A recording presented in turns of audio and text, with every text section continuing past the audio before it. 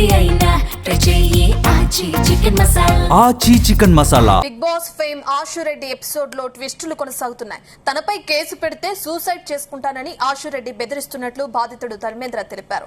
పెళ్లి చేసుకోవాలని ఒత్తిడి చేసినా, డబ్బులు తిరిగి ఇవ్వాలని డిమాండ్ చేసినా ఆత్మహత్య చేసుకుంటానని బెదిరింపులకు పాల్పడుతున్నట్లు తెలిపారు.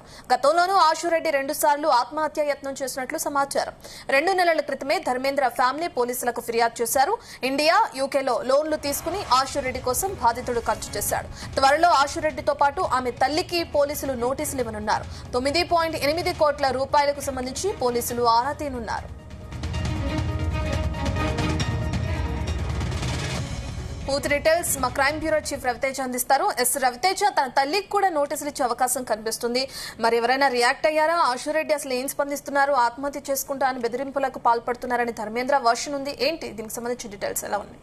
హైదరాబాద్ సిసిఎస్ లో అశురెడ్డి వారి కుటుంబ సభ్యులు 3 పైన కేసు నమోదు తర్వాత బాధితుడికి తిరిగి అశురెడ్డి మళ్ళీ ఒక ఆడియో కాల్ మెసేజ్ ఇచ్చినట్టుగా సమాచారం అంటుంది. దాంట్లో నువ్వు ఎప్పుడైనా, ఇప్పుడు కాదు ఇంకెప్పుడైనా కంప్లైంట్ ఇచ్చినా, తిరిగి డబ్బులు ఇవ్వాలని కోరినా నేను ఆత్మహత్య చేసుకుని చనిపోతానంటూ కూడా క్లియర్ గా ఈ విషయానికి ధర్మేంద్రకు తెలియజేసినట్టు అతను మీడియాకు ఆ విషయాన్ని తెలియజేశాడు. గతంలో కూడా ఇదే వ్యవహారంలో 2 సార్లు ఆత్మహత్య చేసుకునేటువంటి ప్రయత్నం చేసింది. ఇప్పుడు కూడా కేసు నమోదైన తర్వాత తిరిగి డబ్బులు అడిగినా, నా పైన కేసు నమోదు చేసినా నేను ఆత్మహత్య చేసుకుని దానికి కారకుడు నువ్వే అని నీ పేరు పెట్టి నేను చనిపోవాల్సి వస్తుంది అంటూ కూడా ఒక ఆడియో మెసేజ్ తిరిగి ధర్మేంద్రకు అశురెడ్డి పంపినట్టుగా సమాచారం అందుతుంది. ఒక పక్క సిసిఎస్ పోలీసులు అశురెడ్డి ఈ 3 కుటుంబ సభ్యులు ఎక్కడున్నారు, వీళ్ళకు తెలిసే ఇదంతా జరిగింది అంటూ బాధితులు పోలీసులను ఆశ్రయించి అన్ని ఆధారాలతో సహా 9.8 కోట్లకు సంబంధించినటువంటి బ్యాంక్ తాలూకా డీటెయిల్స్ అన్ని కూడా అందజేశారు. ఏ రూపంలో, ఏ సందర్భంగా, ఏ నెలలో, ఏ సంవత్సరంలో ఈ డబ్బులన్నీ చెల్లింపులు జరిగాయి అని ఆ వివరాలన్నీ కూడా సేకరించారు. 2018లో ఈ ఇద్దరు పరిచయం అయ్యి 2020లో మొదట పెళ్లి చేసుకుంటానని నమ్మించి మళ్ళీ డిప్రెషన్ అంటూ తనకు ఆవేదనకు గురైనాను, మనోవేదనకు గురయ్యాను, నాకు నువ్వు అంటే ఇష్టం లేదు అంటూ కూడా డ్రామా క్రియేట్ చేసి మళ్ళీ 2024లో పెళ్లి చేసుకుంటానని నమ్మించి లగ్జరీ లైఫ్ కోసం కార్లు, బంగ్లాలు, డైమండ్లు, విల్లాలు, రెగ్యులర్ గా షూటింగ్ కోసం వెళ్లేటువంటి సమయంలో డబ్బులు, ప్రతి ట్రాన్సాక్షన్ లో 1,50,000, 2 లక్షలు, 3 లక్షలు, 4 లక్షలకు మించి డబ్బుల ట్రాన్సాక్షన్ జరిగింది. మొత్తం 9.8 కోట్ల రూపాయలు అశురెడ్డి నా నుంచి ప్రేమ పేరుతో, పెళ్లి పేరుతో వసూళ్లు చేసి చివరికి అశురెడ్డి సోదరిని కూడా నా నుంచి 50 లక్షలు తీసుకుంది. అది ఇండియాలో, యూకేలో అనేక చోట్ల లోన్స్ తెచ్చి తనఖా పెట్టి తన ప్రాపర్టీస్ అన్ని కూడా అమ్మి అశురెడ్డికి ఈ డబ్బులన్నీ కూడా కట్టబెట్టాను. కానీ ఇప్పుడు మొహం చాటేస్తుంది, పెళ్లి పేరుతో నన్ను నిండా ముంచేసింది.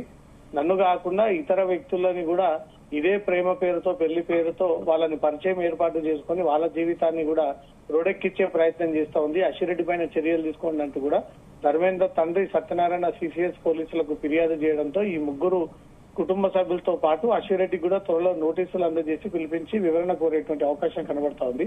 ఈ అశురెడ్డి ఎపిసోడ్ లో అనేక మలుపులు వెలుగులోకి వస్తా ఉన్నాయి. దీంట్లో మధ్యవర్తిగా సినీ నటి హేమ తెరపైకి రావడము, దీంట్లో వేణుస్వామి పాత్ర కూడా ఉందంటూ అతని పాత్ర వెలుగులోకి రావడము, జ్యోతిష్యం, జాతకాల పేరుతో తను సెట్ చేస్తానంటూ పిలిపించి పూజలు చేస్తాడని ఒక అంశం తెర మీదకి రావడము, ఇలా అశురెడ్డి ధర్మేంద్ర వ్యవహారంలో 2018 నుంచి 2025 వరకు అనేక మంది సినీ ప్రముఖులు, చాలా మంది పెద్దలు దీంట్లో ఇన్వాల్వ్ అయ్యి కొందరు చెడగొట్టే ప్రయత్నం చేయడము, కొందరు మంచి బయటకు వస్తున్నటువంటి ఈ పేర్లలో వేణుస్వామి కావచ్చు, హేమ కావచ్చు, వీళ్ళు ఏమైనా రెస్పాండ్ అయ్యారా ఈ వ్యవహారానికి సంబంధించి? వేణుస్వామి వీడియో కూడా సర్క్యులేట్ అవుతుంది కదా మీడియాలో ఎక్కువగా. ఇటు హేమ ఈ వ్యవహారానికి సంబంధించి ఇప్పటికీ రియాక్ట్ అవ్వలేదు. వేణుస్వామి గతంలో అశురెడ్డిని ఇంటికి పిలిపించుకొని తను ఇక్కడి నుంచి నేరుగా కామాఖ్య టెంపుల్ కు తీసుకెళ్లి పూజలు చేసి కోట్లాది రూపాయలుగా డబ్బులు వసూలు చేశారన్న ఒక ఆరోపణలు కూడా వ్యక్తం అవుతా ఉన్నాయి.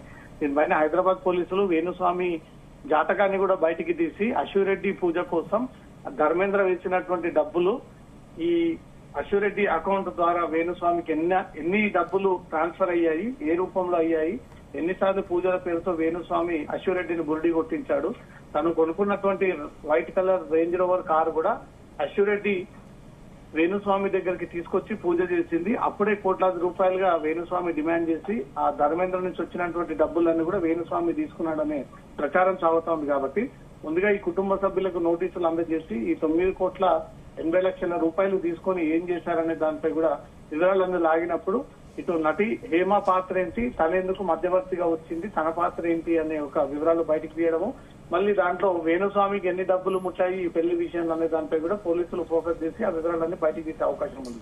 ప్రధానంగా తన తండ్రి నిన్న మాట్లాడడం కూడా మనం చూసాం రవితేజ, తల్లి పాత్ర కూడా ఉంది అని అంటున్నారు. మరి తల్లికి కూడా నోటీసులు ఇచ్చే అవకాశం కనిపిస్తుంది కదా, దాన్ని ఎలా చూడొచ్చు? అశ్వరెడ్డి తండ్రి ఈ తల్లి పెంపకంతోనే, తల్లి ఎంకరేజ్మెంట్ కారణంగానే ఇలా తయారయ్యింది.